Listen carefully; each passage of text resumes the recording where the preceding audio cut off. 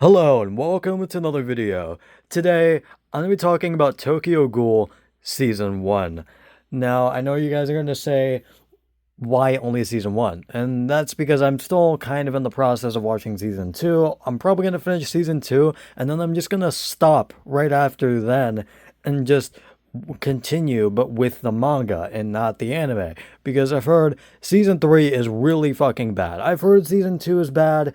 And basically every Tokyo Ghoul reader under the fucking sun hates the anime after season 1, but I'll probably just finish up season 2 because I've already kind of started it, and then I'll just stop when it comes to season 3 because I've heard that's like actually horrendous. I've heard the ending to that is like one of the worst endings to any anime basically ever and extremely underwhelming.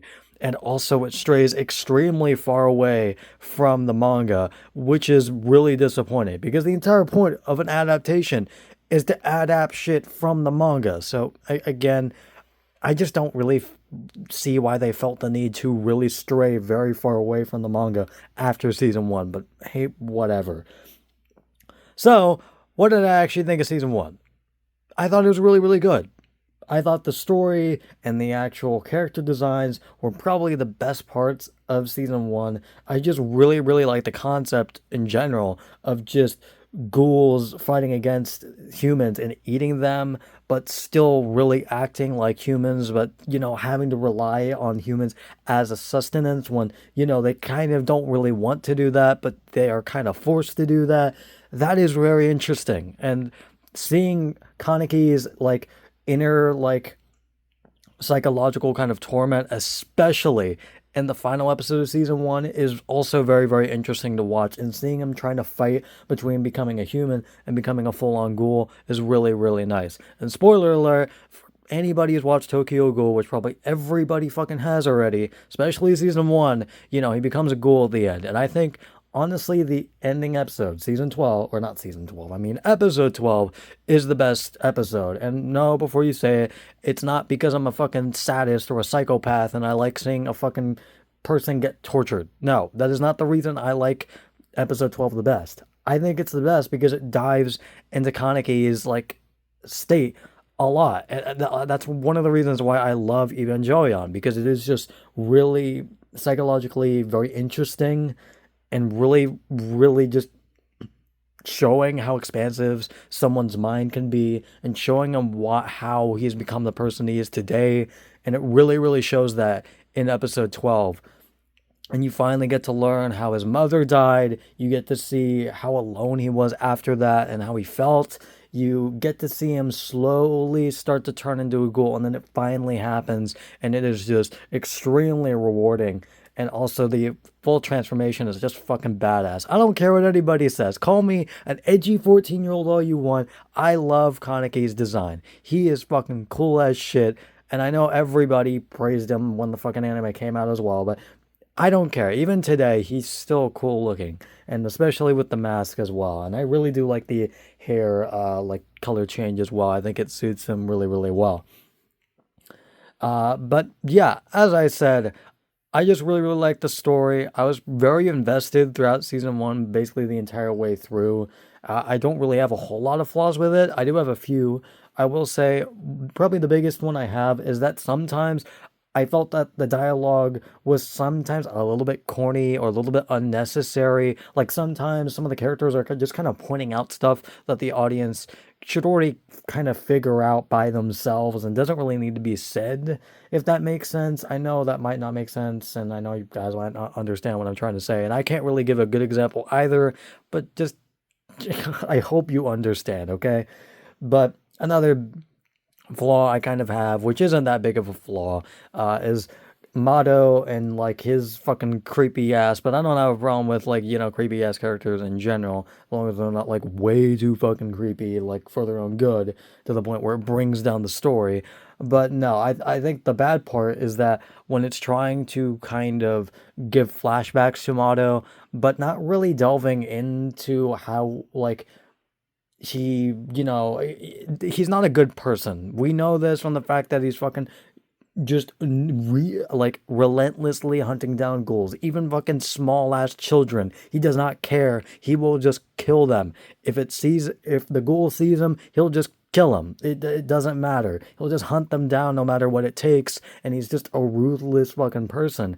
But in the flashbacks, you don't really get to see how he's like a good person at all. And it was kind of alluded that, you would get to see that because he was a married man, but you don't really get to see that at all in the flashbacks. You really only get to see him meeting his like employees or whatever the hell and just seeing him interact with Amon, I think his name is, the person that works under him. You get to see him working with him, which is interesting, and seeing how he, helps him with his like with ghoul hunting and all that. But again, you don't really get to see this side of him, this married side of him, like this different side of him. You only really still see this kind of hunting, crazy, psychopathic person. So it doesn't really change how you view him in a way. So I kind of feel like the flashbacks were a little bit unnecessary, is basically what I'm trying to say. But again, this is like a very minor part of just the entire season in general. So again, not that big of a deal. But again, I felt like Mado's backstory could have been dealt a little bit better. But yeah, that's basically it. I don't have a whole lot else to say. But again, for the final time, I'm probably going to finish season 2, even though I know that, it's very different from the manga. And season 3 goes off the fucking walls and is like terrible from what I've heard, which is the reason why I'm just probably not even going to watch it. So yeah, I'll probably just get into the manga straight after season 2. So yeah, I'm really, really looking forward to watching the manga, or not watching the manga, reading the manga, because again, the story is very interesting. I love the character designs. I just love Kaneki. He's fucking really, really cool. I really like him. Especially with that transformation. I just really liked it.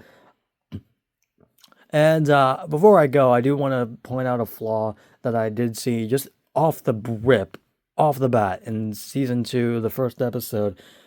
I saw a comment saying that in the manga, just one example of the many ways that it changed so much shit from the manga. In the manga, uh, Ayato and his fight with Kaneki was brutal in the manga. Kaneki just fucking tore Anata to shreds, or Anato, whatever this, like, I don't know how to pronounce his name that well. I'm sorry, but his fight with Anato or Ayato was really fucking brutal in the manga, and you really get to see his strength. And he's like only like when he's like trying to, I don't know, man. But again, only then does he give him like a little bit of mercy when he's like right on the brink of death. That's what I'm trying to say. I couldn't form my words in time, but you know what I mean. But in the anime, even just taking the manga context out of it and like, stop trying to compare the manga to the anime, it was still just a disappointing fight because it was still kind of built up a little bit. There was still some hype to it, and then the actual fight was just like, what, 5 minutes long? Nothing really happened. You got to see them tussle around a tiny bit, but you didn't really get to see them getting hurt in any big way, and it just kind of ended. He just kind of left. Ayato just kind of left, which is just kind of underwhelming. Like, I didn't really feel this way really at all in season 1 at all. But yeah, already in season 2, again, the first episode was just kind of disappointing with that fight. But yeah, again, even with that disappointment aside, I'll just finish season 2 and then be done with it and then not watch, I need to stop saying that, read the manga. But that's basically it. I don't have a whole lot else to say, and I will see you guys later. Goodbye.